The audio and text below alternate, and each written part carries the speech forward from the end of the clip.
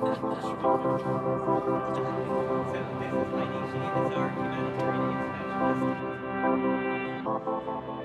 what MedWish is they repurpose medical supplies that are no longer usable by hospitals and repurpose them to third world countries where medical care is very substandard. They don't have enough supplies and medical equipment to take care of those who have health needs and health concerns. MedWish was a perfect fit for members of my law firm to volunteer their time. And so at least 40 members of my firm are going to be volunteering at MedWish and getting more acquainted with the organization. Because what happens day after day in so many hospitals in need around the world, they receive a container of assorted supplies, and then their staff has to start to sort through it. They have to find the expired items and throw those away. You'll be taking the supplies that we get in this donation of chaos from the hospitals, and you will start the process of sorting those supplies and making them useful. And in that, you will actually be doing something to help people that you will probably never meet, in places you may never go, but you will change lives, and you'll change lives today, right here in Cleveland.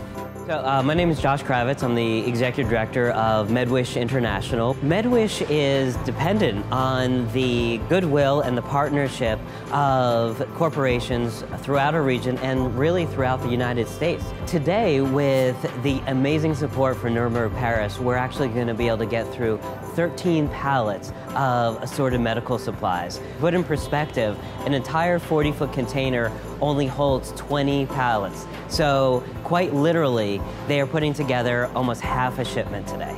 My name is Brianna Carusis. I'm the Marketing and Communications Manager at MedWish International. We're really committed to making sure that our recipients get exactly what they ask for. So there are a lot of in-between steps between when a donation comes in and when it goes back out the door. And the big fuel behind those steps is our volunteers. We've got almost 100 volunteers, all with their blue gloves on, going through boxes of donations to identify whether things are expired or not, whether they're appropriate for humanitarian use, and then identifying what categories they can go into. This is one of our sorting tables, and you can see it starts on one end with a pallet of assorted medical surplus. Volunteers will take turns taking stuff out of a box. They'll spread it out on the table. They'll usually have no idea what it is, but they'll work together and work with our staff to identify what it is. So it's really challenging to try to figure out where things go, but it's a lot of fun to figure it out, and most importantly, it makes sure that the doctors who request these items are getting what they truly need. We are extremely grateful to people like Jamie Leibowitz and his law firm, Nuremberg Paris, for the help that they give us.